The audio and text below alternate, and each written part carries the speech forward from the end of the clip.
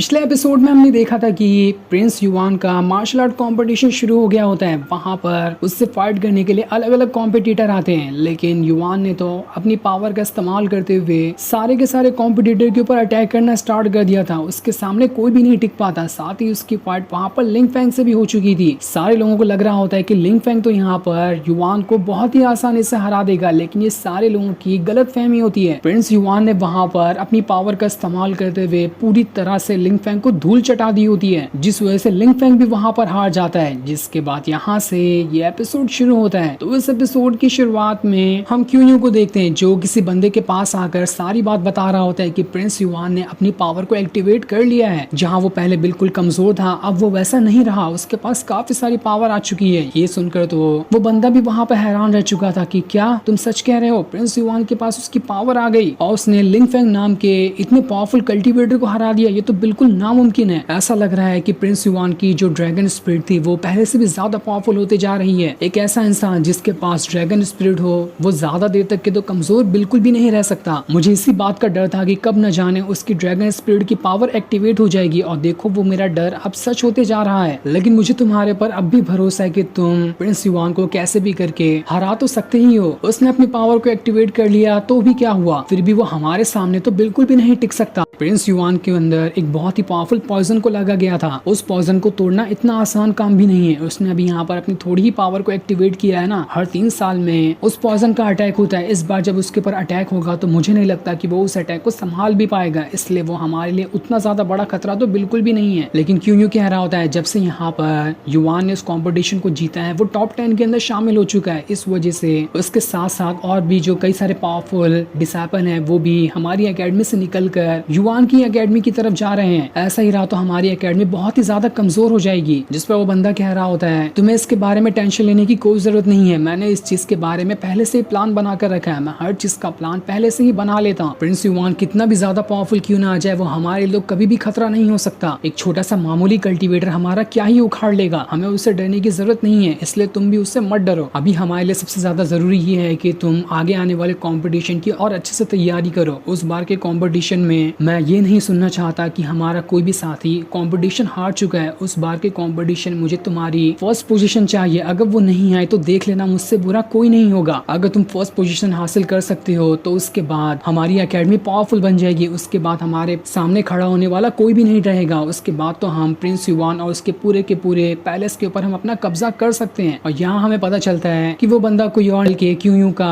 Father ही है। क्यूयू कह रहा होता है, आपको घबराने की बिल्कुल भी जरूरत नहीं है। आगे आने वाले कॉम्पिटिशन में मैं जरूर फर्स्ट पोजीशन हासिल करते साथ ही प्रिंस युवान की ऐसी हालत करूंगा कि वो कभी भी हमारे खिलाफ खड़े होने के बारे में सोच भी नहीं सकता। दूसरी तरफ हम युवान को देखते हैं जो यूवी के साथ वहां पर वापस आ रहा होता है। उसे आता हुआ देखकर तो सारे डिसाइपल एकदम ज्यादा खुश होते हैं कि देखो प्रिंस युवान वापस आ रहे हैं, वो कंपटीशन जीत के यहाँ पर आ रहे हैं, तो बहुत ही कमाल की बात है। ये देखकर तो युवान भी वहां पर शर्मा जाता है कि अरे यहाँ पर इतने लोग मेरी तारीफ करने के लिए खड़े हैं, इससे तो मुझे शर्म आने लगी। वो सभी से कह रहा होता है, तुम्हें यहाँ पर प्रिंस कहने की मुझे कोई जरूरत नहीं है, मैं तो यहाँ पर तुम लोगों की तरह एक डिसाइपल ही हूँ, इसलिए तुम लोग मुझे अपना दोस्त कह सकते हो। इसलिए सारे के सारे डिसाइपल वहाँ पर युवान का एकेडमी के अंदर वेलकम कर रहे होते हैं कि आपने यहाँ पर कल के कंपटीशन में बहुत ही अच्छा परफॉर्मेंस दिखाया है। वो परफॉर्मेंस तो बिल्कुल लाजवाब ही था। ये खबर पूरे जंगल में आग की तरह चारों तरफ फैल चुकी कि आपने कंपटीशन को जीता है। वहाँ पर एक लड़की भी आती है जो यूवी से कह रही होती है, मैंने सुना कि आपने भी उस कंपटीशन के अंदर बहुत ही अच्छा परफॉर्मेंस दिखाया, इसलिए मैं चाहती हूँ कि आप भी हमारे साथ इसी एकेडमी के अंदर ज्वाइन हो जाए। हम दोनों आपका कब से इंतजार कर रहे थे, अगर आप दोनों यहाँ पर ज्वाइन होते हैं तो हमें बहुत अच्छा लगेगा। ये सुनकर तो यूवी भी वहाँ पर शर्माने लगती है कि यहाँ पर सारे डिसाइपल कितने ज्यादा अच्छे हैं। लेकिन तभी वहाँ पर एकेडमी लौट आने लगते हैं, इसलिए सारे लोग जो होते हैं वहाँ पर छुप जाते हैं, क्योंकि उनके सामने किसी की हिम्मत नहीं होती कि वो आवाज निकाल सके। वहाँ पर आने के बाद लॉर्ड कह रहे होते हैं, सुबह सुबह यहाँ पर तुम लोग इतना चिल्ला पुकार क्यों कर रहे हो, माना कि यहाँ पर अभी प्रिंस युवान और यूवी आए हैं तो तुम लोगों को इतना ज्यादा एक्साइटमेंट में जाने की जरूरत नहीं है, उन लोगों का यहाँ पर अच्छे से वेलकम करो। जिसके बाद लॉर्ड वहाँ पर कह रहे होते हैं, जो भी आज यहाँ पर इस एकेडमी में ज्वाइन हो रहा है उससे ज्यादा खुश होने की जरूरत नहीं है, क्योंकि आज से तुम्हारी जितनी भी कल्टीवेशन और ट्रेनिंग थी उसे बिल्कुल डबल कर दिया जाएगा। तुम्हें आज से ही पहले से भी ज्यादा मेहनत करते हुए अपनी कल्टीवेशन पावर को बढ़ाने की कोशिश करनी है, ताकि हमारी एकेडमी का यहाँ पर नाम रोशन हो सके। वो वहाँ पर कह रहे होते हैं, हमारी एकेडमी के अंदर अभी तक के यांगजी और सॉन्ग नाम के जो 2 डिसाइपल हैं, उन लोगों ने अभी तक के सिर्फ 5 मेरिडियन को अनलॉक किया है, बाकी के अभी तक के 5 मेरिडियन को अनलॉक नहीं कर पाए हैं। देखो मैं यहाँ पर तुम्हें थोड़े दिनों का टाइम देता हूँ, साल के एंड में जो कॉम्पिटिशन होने वाला है उसके पहले अगर तुम सब ने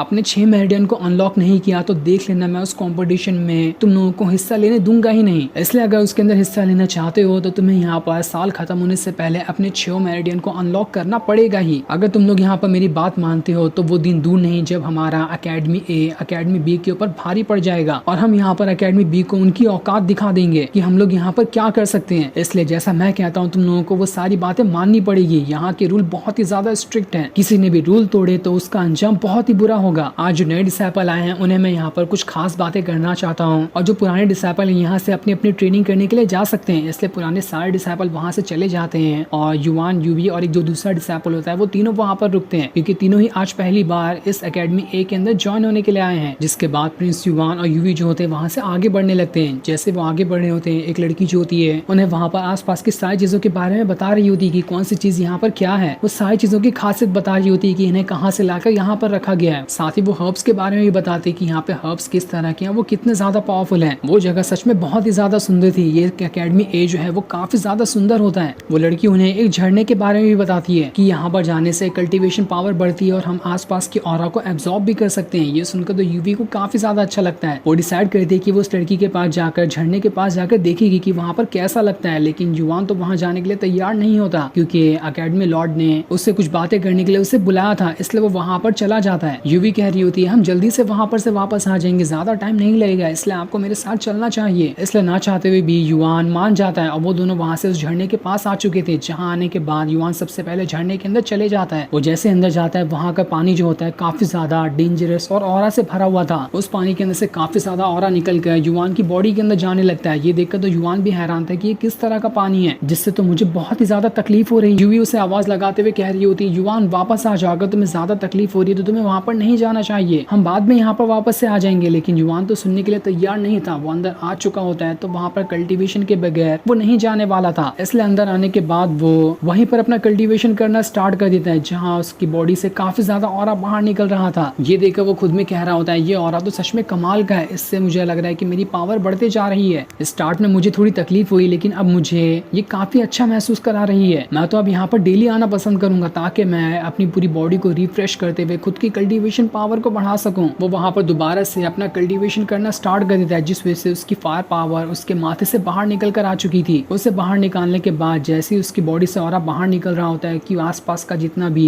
झरने से बहने वाला पानी था वो भी युवान के ऑरा से बदल चुका था। ये देखकर तो यूवी भी हैरान रहती कि यहाँ पर ये क्या हो रहा है। उसे थोड़ा थोड़ा युवान के लिए परेशानी भी हो रही थी कि क्या युवान वहाँ पर ठीक होगा, उसे कुछ तकलीफ तो नहीं हो रही होगी ना अंदर जाकर। तभी वहाँ पर वो लड़की भी आ जाती है जिसने युवान और यूवी को झरने के बारे में बताया था। उसे वहाँ पर युवान कहीं दिखाई नहीं देता, इसलिए वो हैरान रह जाती है कि युवान कहाँ पे चला गया। यूवी उसे सारी बात बताती है कि युवान अंदर जाकर कल्टीवेशन कर रहा है, मैंने उसे बाहर आने के लिए भी कहा लेकिन वो आने को तैयार ही नहीं है। मेरी अंदर जाने की हिम्मत नहीं हुई इसलिए मैं अंदर नहीं जा सकी। लेकिन युवान तो बाहर आ ही नहीं रहा। वो लड़की वहाँ पर कह रही होती है अंदर जाने के बाद जो ऑरा का प्रेशर है वो बहुत ही ज्यादा है, शायद यहाँ पर प्रिंस जो है उसे हैंडल कर भी सकते हैं या फिर नहीं भी कर सकते। वो तो पहली बार ही यहाँ पर ज्वाइन हुए, उन्हें इतनी जल्दी इसके अंदर नहीं जाना चाहिए था क्योंकि मैं खुद काफी सालों से यहाँ पर हूँ लेकिन आज तक के इसके अंदर जाने की मेरी हिम्मत नहीं हुई। क्या हमें शायद यहाँ पर मास्टर को बुलाना चाहिए, हो सकता है कि वही यहाँ पर आकर युवान को बाहर निकाले। यूवी को तो खुद ज्यादा परेशानी हो रही होती कि शायद मेरी ही गलती की वजह से युवान अंदर चला गया, मुझे उससे जिद नहीं करनी चाहिए थी कि वो भी अंदर जाकर देख सके। इसलिए वो जो लड़की होती वहां से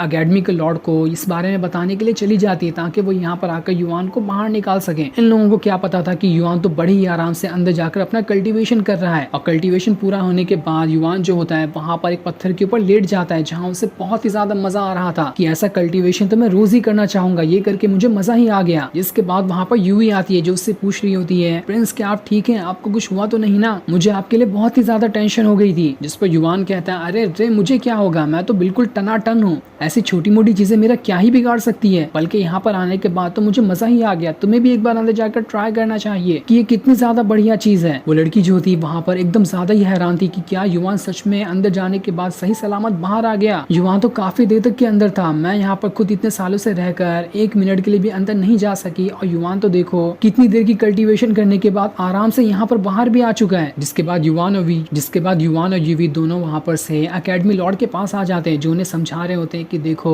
वो जो झरना है वो काफी ज्यादा मुश्किल है, वहाँ पर ज्यादा देर तक नहीं जाया जा सकता है, अगर आगे से तुम्हें वहाँ पर जाना हो तो मुझे बताना, मैं तुम्हें गाइड करूंगा कि किस तरह से अंदर जाकर कल्टीवेशन करना है और किस तरह से और कितनी देर में वापस आना है। जिसके इसके बाद युवान जो होता है यूवी का हाथ पकड़ते हुए उसे कहीं ले जा रहा होता है। यूवी उससे पूछ रही होती है, प्रिंस आप मुझे कहाँ पर ले जा रहे हैं? जिस पर युवान कहता है, तुम यहीं रुको, मैं तुम्हें किसी से मिलवाना चाहता हूँ, तुम यहीं पे रुकना, मैं उसे अभी यहाँ पर लेकर आया। ये सुनकर तो यूवी भी हैरान रहती है कि अरे प्रिंस को क्या हो गया, वो मुझसे किससे मिलवाना चाहते हैं, जरूर वो कोई खास इंसान होगा जिसके लिए प्रिंस भी इतनी ज्यादा एक्साइटेड है। इसलिए वो झांक कर देखने लगती है कि आखिर प्रिंस कहाँ पर चले गए। तब उसे वहाँ पर याओ याओ दिखाई देती है, जिसे देखकर तो वो एकदम हैरान थी कि क्या सच में प्रिंस मुझे याओ याओ से मिलवाना चाहते थे। वो तो मुझे बहुत ही ज्यादा सुंदर दिखाई दे रही है, जितनी ज्यादा सुंदर याओ याओ है मुझे तो उसके पास उतनी ही ज्यादा पावर भी दिखाई दे रही है। युवान याओ याओ के पास आकर कहता है, सीनियर आप यहाँ पर क्या कर रही हो? तब उसे वहाँ पर याओ याओ पेंटिंग बनाते हुए दिखाई देती है, जिसने पूरे के पूरे इलाके का एक हाई क्वालिटी का टेक्सचर वाला पेंट बनाया होता है, जिसमें पूरे इलाके का नक्शा बना हुआ था। उन दोनों को साथ में देखकर तो यूवी को थोड़ा बुरा भी लग रहा होता है कि आखिर ये दोनों कब से एक दूसरे के साथ हैं, कहीं इनका कोई रिलेशन तो नहीं चल रहा, क्योंकि याओ याओ भी यहाँ पर प्रिंस युवान को पसंद करती है। इसलिए उसे जलन हो रही होती है कि प्रिंस युवान किसी और लड़की के साथ है। उसे देखा ही नहीं चाहता कि युवान किसी और लड़की के साथ रहे, इसलिए वो वहाँ से अपनी नजर हटा लेती है। वहीं प्रिंस युवान जैसे ही उस नक्शे को देख रहा होता है उसे चक्कर आने लगते हैं। याओ याओ उससे कहती है, ये नक्शा जो है वो नॉर्मल लोगों के लिए देखने और समझने के लिए नहीं है, इससे देखो तुम्हें चक्कर भी आने लगी। इसे स्पेशल टेक्स्ट से लिखा गया है, इसे एक पावरफुल कल्टीवेटर ही ठीक तरह से देखकर बना सकता है और समझ सकता है। युवान वहाँ पर उससे कह रहा होता है, सीनियर क्या आप मुझे यहाँ पर थोड़ी कल्टीवेशन करना सिखाएंगी? मैं इसके बदले आपके लिए देखो शराब की बॉटल भी लेकर आया हूँ, आप मुझे यही टेक्सचर वाली कल्टीवेशन करना सिखाना, मुझे बताना कि मैं भी इसे कैसे कर सकता हूँ। जिस पर याओ याओ कहती है, ठीक है तो अपने शर्ट यहाँ पर निकाल लो। ये सुनकर तो यूवी जो होती है उसे काफी बुरा लग रहा होता है कि यहाँ पर ये शर्ट निकाल कर क्या करने वाला है। याओ याओ जो होती है वो युवान की पीठ में ही उसी तरह के टेक्सचर को बनाने लगती है। ये देखकर तो यूवी को एकदम ज्यादा बुरा लग रहा था कि ये दोनों बिना शर्ट के क्लोज होकर क्या कर रहे हैं। वो एकदम हक्का बक्का रह गई होती है वहाँ पर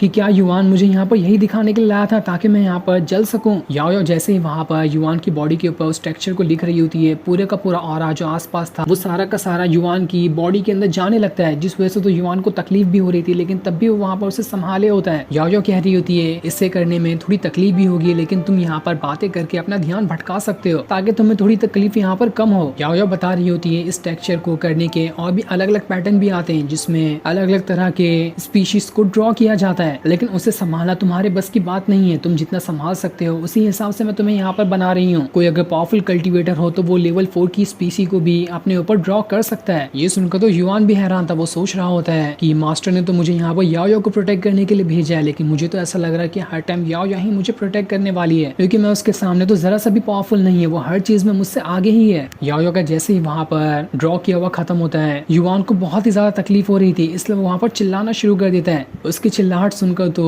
यूवी जो दूर खड़ी थी उसे और ही अलग लग रहा था कि इन लोगों का भी यहाँ पर चिल्लाना भी शुरू हो गया। इस वजह से उसे बहुत ही ज्यादा गुस्सा आ रहा होता है और अजीब भी लग रहा होता है। इधर युवान जो होता है याओ याओ से कहता है, आपने जो मेरी पीठ पे ड्रॉ किया है वो मुझे बहुत ही अच्छा महसूस करा रहा है, साथ ही वो मुझे और भी ज्यादा स्पिरिचुअल ऑरा को एब्जॉर्ब करने में मदद भी करेगा। साथ ही वो उससे ये भी कहता है कि यहाँ पर मेरी एक दोस्त आई है, मैं उससे आपको मिलवाना चाहता हूँ, कि आप उसके ऊपर भी किसी स्पीसी को ड्रॉ करके देंगी ताकि वो भी आगे चलकर स्पिरिचुअल ऑरा को और अच्छे से एब्जॉर्ब कर सके। याओ याओ तो बिल्कुल मना कर दी थी कि नहीं, मुझे किसी और से नहीं मिलना और किसी और की मैं मदद बिल्कुल भी नहीं करना चाहती, लेकिन युवान उसे मनाते हुए कहता है, देखो आप यहाँ पर अकेले तो बहुत ही ज्यादा बोर हो जाया करती होगी ना, अगर मैं आपके बारे में यूवी को बता दूं तो वो भी कभी कभार आपसे मिलने आ जाएगी, जिससे आपका टाइम पास हो जाएगा। तब ये सुनकर याओ याओ जो होती है उससे कहती है, तो ठीक है, मैं यहाँ पर यूवी के ऊपर भी ड्रॉ करने के लिए तैयार हूँ। इसलिए युवान वहाँ पर यूवी को आवाज लगाते हुए बुला रहा होता है। यूवी पहले वहाँ पर आना तो नहीं चाहती थी, लेकिन तब भी वो वहाँ पर आने के लिए तैयार हो जाती है। इसलिए युवान वहाँ पर उसे याओ याओ से मिलवाता है। वो उसे यहाँ पर बताता है कि सीनियर याओ याओ ने मेरे पीठ पे बहुत ही अच्छी स्पिरिचुअल आर्ट को ड्रॉ किया है जो मुझे पावरफुल ऑरा को एब्जॉर्ब करने में मदद करेगी। मैं चाहता हूँ कि तुम भी यहाँ पर कोई अच्छे से स्पीशी को अपने पीठ पे ड्रॉ करवा लो जो आगे चलकर तुम्हारी भी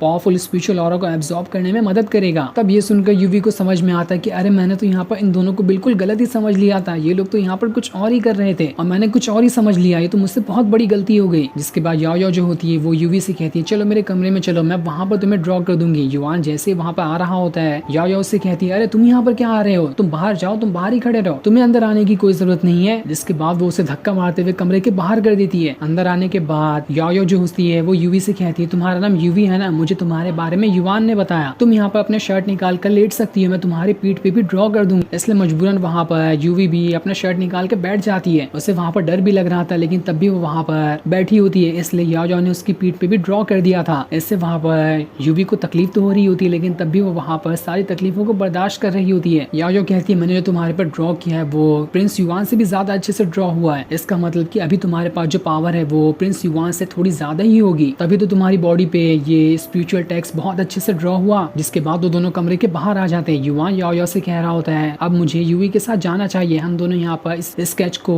टेस्ट करना चाहेंगे कि हमारी कितनी ज्यादा कल्टीवेशन में मदद कर पाता भी है या फिर नहीं। जिसके बाद हम काफी सारे डिसेबल को देखते हैं जो सारे के सारे लोग उसे झरने के नीचे जा चुके थे। वहां जाने के बाद वो सभी अपना कल्टीवेशन कर रहे होते हैं। अकेडमी ए के जो लॉर्ड होते हैं वो सभी डिसेबल से कह रहे होते हैं यहाँ पर तुम लोगों को सिर्फ 3 घंटा मिलता है, दिन में 3 घंटे ही तुम इस झंडे का इस्तेमाल कर सकते हो। बाकी अलग अलग टाइम पे अलग अलग अकेडमी के डिसेबल यहाँ पर आकर अपना कल्टीवेशन करते हैं। लेकिन कई सारे डिसेबल तो वहां पर 1 मिनट भी ठीक तरह से रह नहीं पा रहे थे, वो सभी वहां से उड़ते हुए बाहर फेंका रहे होते हैं क्योंकि कोई भी यहाँ पर इतना भयंकर प्रेशर वाला ऑरा बर्दाश्त नहीं कर पा रहा था। तब वहां पर अकेडमी बी का जो लॉर्ड होता है वो आ जाता है। यहाँ पर आने के बाद वो कह रहा होता है चलो चलो तुम्हारा टाइम खत्म हो गया, अब साइड हो जाओ। अकेडमी ए का जो लॉर्ड होता है वहां पर उससे कह रहा होता है देखो अभी तक हमारा टाइम पूरा नहीं हुआ है, हमारे यहाँ के अभी भी 2 डिसेबल बचे हुए हैं, उनके बाद ही तुम्हारा टाइम यहाँ पर होगा, इसलिए अभी के लिए दूर हो जाओ। जिस पर अकेडमी बी का जो लॉर्ड होता है वो उससे कह रहा होता है देखो तुम्हें ये नहीं लगता कि तुम्हारे पास जो 3 घंटा मिलता है वो बहुत ज्यादा है, तुम्हारे डिसेबल तो बिल्कुल नल्ले किस्म के लोग हैं, उन लोग 3 घंटे का क्या ही कर लेंगे, देखो तुम्हारे डिसेबल तो 1-1 मिनट में बाहर फेंकाते जा रहे हैं, तुम्हारा तो 3 घंटा वैसे भी वेस्ट होने वाला है, तो इसलिए अपना 3 घंटा कम ही कर लो ना, वैसे भी पीछे बहुत लोग खड़े हैं तुम्हारा टाइम लेने के लिए, तुम जैसे लोगों के ऊपर यहाँ पर स्पेशल वाटर का इस्तेमाल करना बिल्कुल वेस्ट ही होगा। जिस पर अकेडमी ए के जो लॉर्ड होते हैं वो उससे कह रहे होते हैं देखो अपनी बकवास बातें यहाँ पर बिल्कुल बंद कर लो, ये चीज पहले से डिसाइड कर ली गई थी कि अकेडमी ए को हमेशा से 3 घंटे मिलते थे और मिलते ही रहेंगे, कोई भी हमारे 3 घंटे को कम नहीं कर सकता। अगर तुम्हें कोई आपत्ति है तो जाके तुम अकेडमी लॉर्ड से बात कर सकते हो, वही तुम्हें बता देंगे कि किसका कितना टाइम यहाँ पर फिक्स किया गया है, तुम यहाँ पर रूल को नहीं तोड़ सकते, इसका अंजाम बहुत बुरा होगा। जिस पर अकेडमी बी का लॉर्ड कह रहा होता है देखो रूल तोड़ना तो हमारे नस नस में भरा हुआ है, तुम्हें पता है ना कि हमारी अकेडमी के डिसेबल बहुत ही ज्यादा पावरफुल है, उन्हें कल्टीवेशन करने के लिए ज्यादा टाइम की जरूरत पड़ती है। देखो मैं यहाँ पर इज्जत से कह रहा हूँ कि साइड हो जाओ जल्दी से और हमारे डिसेबल को यहाँ पर कल्टीवेशन करने के लिए दो, वरना फिर अगर यहाँ पर झगड़ा हुआ तो तुम्हारे डिसेबल तो हमारे डिसेबल के सामने टिक भी नहीं पाएंगे। अपनी बेइज्जती कराने से अच्छा है कि जल्दी जल्दी रास्ता खाली कर दो। अकेडमी ए के लॉर्ड कह रहे होते देखो तुम यहाँ पर जबरदस्ती कर रहे हो, ये सारी बातें जो तुम यहाँ पर कर रहे हो वो इंपीरियल लाइब्रेरी के रूल के खिलाफ है। कोई भी अकेडमी का मास्टर दूसरे अकेडमी के मास्टर के बारे में जाकर कुछ नहीं कह सकता, ना ही वहाँ के रूल तोड़ सकता है। तुमने तो सबसे पहले यहाँ पर आकर ही गलत टाइम पर अपना रूल पहला तोड़ दिया और न जाने हर बात में तुम अलग अलग रूल को तोड़ते हुए जा रहे हो। ऐसा ही रहा तो इसकी शिकायत मुझे किंग से जाकर करनी पड़ेगी, वही देखेंगे कि आखिर तुम्हारा क्या करना है। जिस पर अकेडमी बी का लॉर्ड कह रहा था तुम तो हमेशा किंग को ही अपना शील्ड बना लेते हो, तुम्हारी कोई औकात नहीं क्या जो तुम मेरे सामने आकर एटीट्यूड के साथ मुझसे बातें कर सको, बात बात में तुम किंग को ही सामने लेकर आ जाते हो, ऐसा लगता है कि तुमने तो चूड़ियां पहन के रखी है। जो सुनकर तो अकेडमी एक का जो लॉर्ड होता है उसके गुस्से का वहां पर ठिकाना नहीं था, वो वहां पर अपनी पावर को एक्टिवेट करना स्टार्ट कर देता है। उसने इतनी भयंकर तरीके से अपनी पावर को एक्टिवेट किया था कि वहां पर पूरी तरह से तूफान आ जाता है, हर तरफ बिल्कुल आग ही लग चुकी थी, इतनी खतरनाक पावर होती है अकेडमी ए के लॉर्ड के पास। सारे लोग ये देखकर दंग रह चुके थे कि बाप रे ये तो सच में बहुत ही ज्यादा पावर है, अकेडमी ए का जो लॉर्ड है वो तो कमाल का है। तब ये देखा अकेडमी बी का जो लॉर्ड होता है वो कहता है बस बहुत हो गया, तुमने यहाँ पर अपनी बहुत पावर दिखा ली, अब मेरी पावर देखने का टाइम है। जिसके बाद उसने भी वहां पर अपनी पावर को एक्टिवेट कर लिया था, उसकी पावर भी कम नहीं होती है, उसकी और अकेडमी ए का जो लॉर्ड है दोनों की पावर बिल्कुल टक्कर की लग रही थी। दोनों अपनी पावर को एक्टिवेट करते हुए एक दूसरे से फाइट करने के लिए आमने सामने आकर खड़े हो जाते हैं। ऐसा लग रहा था कि दोनों यहाँ पर जबरदस्त फाइट करने वाले हैं, लेकिन उनकी फाइट होने से पहले ही ये एपिसोड यहीं पर एंड हो जाता है। Thanks for watching.